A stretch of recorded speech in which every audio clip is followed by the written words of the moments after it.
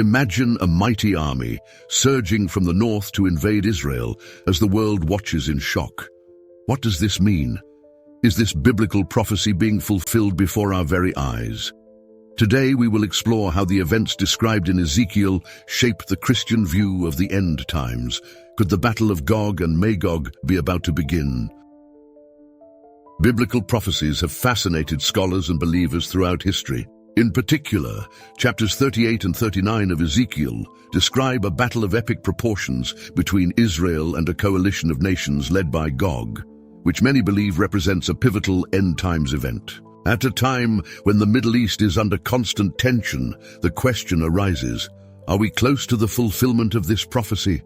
Let's dive into the biblical text and understand how this prophetic invasion could shape end times events. The prophecy of Gog and Magog in Ezekiel. The prophecy of Gog and Magog in Ezekiel 38 and 39 describes a scenario in which a powerful leader emerges from the north with a large army to attack Israel. Gog is described as the prince of Meshech and Tubal, coming from the land of Magog. The prophetic scenario envisions a time of peace in Israel, where the nation, unaware, will be suddenly attacked. This imagery of imminent invasion and destruction has caused debate about the exact timing of its fulfillment. Several scholars point out that this invasion will occur before the tribulation period, a time of great chaos and divine judgment on earth. Israel in this context would be safe, but its peace would be unexpectedly broken. This leads us to reflect on the current state of the Middle East, where the scenario of peace and conflict seems to alternate constantly, making this prophecy even more intriguing.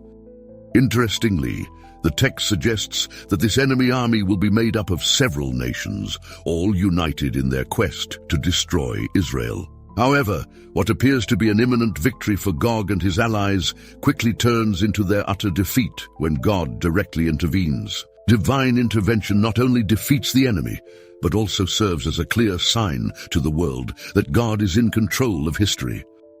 The impact of this battle will be so great that it will take months to bury the dead and years to burn the weapons.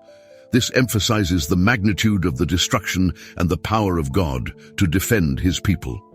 Furthermore, this prophetic event serves as a reminder to Israel of their covenant with God, which is renewed in the midst of this devastating conflict. Finally, the prophecy in Ezekiel points to a dramatic outcome, the sanctification of God's name. He will be known among the nations not only as Israel's protector, but as the sovereign over all things. Through this invasion and miraculous victory, the world will witness God's power and holiness in an unprecedented way. Israel's role in the prophetic plan.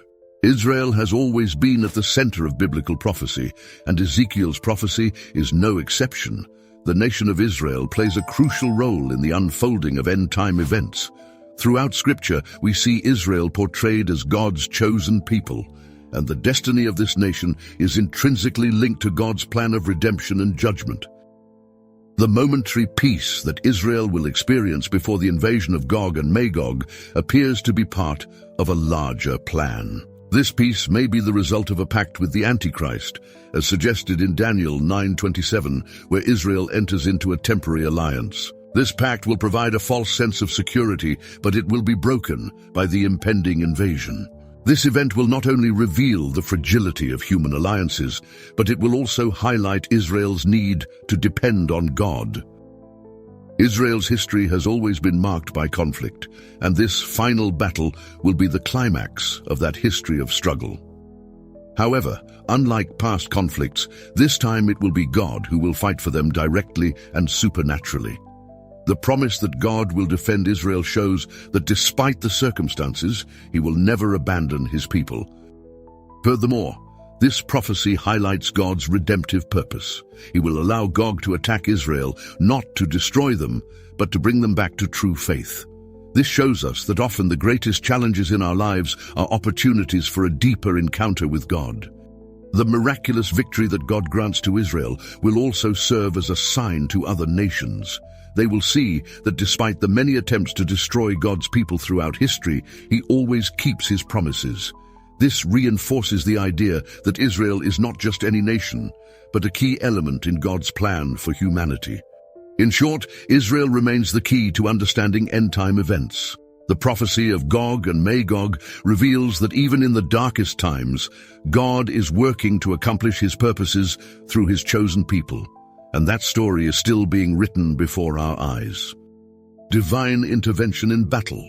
The battle described in Ezekiel is not just a military confrontation between nations, but a demonstration of God's power and sovereignty. When Gog and his allies advance against Israel, it is God himself who intervenes in a supernatural way. This intervention is described in terms of great natural phenomena and chaos among the invading armies, showing that God will use his creation to defeat the enemies of his people. One of the most dramatic signs of this intervention is the great earthquake that shakes the earth. The Bible tells us that all creation will tremble before the presence of God, with mountains being toppled, walls falling, and even animals being affected. This earthquake will not be just a local event, but something that will impact the entire world, making it clear that the hand of God is guiding events. Furthermore, we see that God sows confusion among Gog's armies. Instead of advancing together against Israel, they begin to fight among themselves. This reminds us of other biblical passages where God causes confusion among Israel's enemies, leading them to defeat without his people having to lift a sword. This supernatural action underscores that the real battle belongs to God. Another interesting aspect is the use of natural elements as instruments of judgment. God sends torrential rain, great hailstones, fire and sulfur upon the invaders. These phenomena echo the judgments God brought upon Egypt in the days of Moses, showing that he is still the same God, powerful and sovereign over nature and nations. This divine intervention culminates in the total defeat of Gog and his allies. The prophecy tells us that it will take 7 months to bury the dead and 7 years to burn the weapons. These numbers emphasize the extent of God's victory and the magnitude of the destruction he will bring upon Israel's enemies. More than just a military victory, this event will be a sign to the entire world that God is holy and just in his judgments. Finally, God's intervention in the battle of Gog and Magog reminds us that no matter the circumstances, God is in control. When all seems lost, he intervenes in supernatural ways to save his people and fulfill his promises.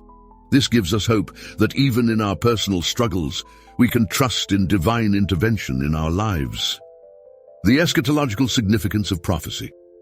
The prophecy of Gog and Magog in Ezekiel has profound implications for eschatology, the study of the end times. Many scholars believe that this battle marks a turning point in God's plan for the end of human history, preceding events such as the tribulation, the rapture, and the return of Christ. Therefore, understanding this prophecy is crucial for those who wish to understand the final unfolding of God's plans. One of the most important points of this prophecy is the idea that God will use this battle to reveal himself to the world. By supernaturally defeating Gog and his allies, he will demonstrate his holiness, justice, and power beyond question. This echoes God's greater purpose throughout the Bible, to bring glory to his name and restore creation to himself. This revelation from God to the world also serves as a call to repentance. Seeing God's hand at work so clearly, the nations will have an opportunity to acknowledge his sovereignty and turn to him.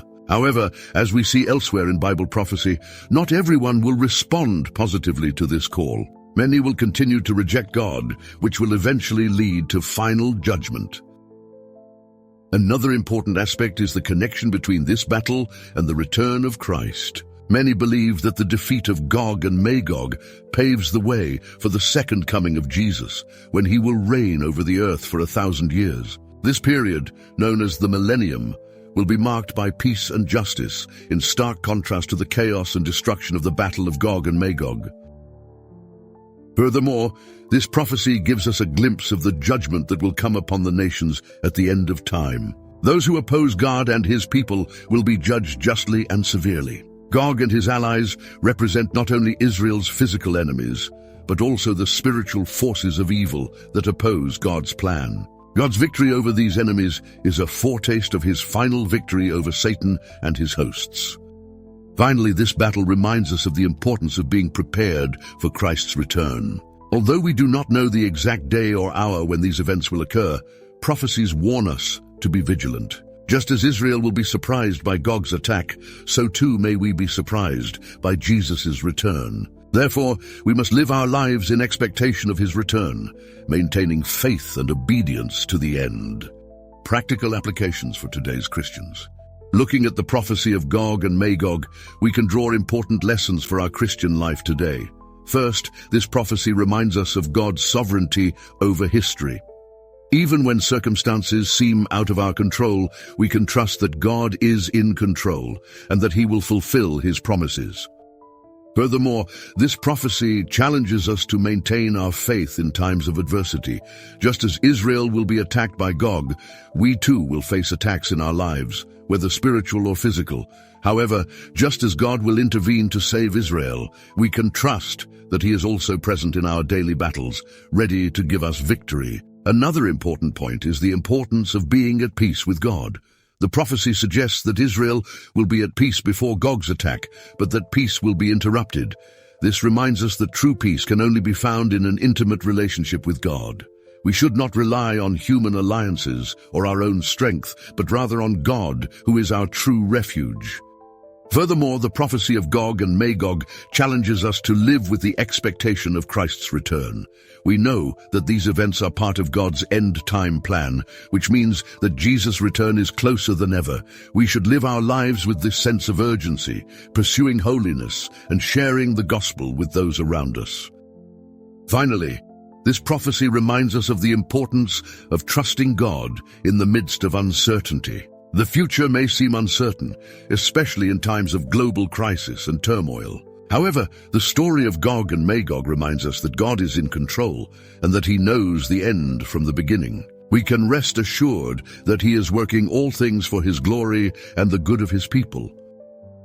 If you would like to continue deepening your knowledge of biblical prophecy and better understand how current events fit into God's plan, subscribe to our channel. Turn on notifications so you don't miss any of our upcoming studies on the end times, and share this video with your friends so they can also be blessed by this message. The prophecy of Gog and Magog offers us a powerful glimpse into the events that will shape the end times. It reminds us that God is in control and that no matter the circumstances, his sovereignty remains. May we live each day with faith and hope, knowing that our Redeemer will come and establish his eternal kingdom.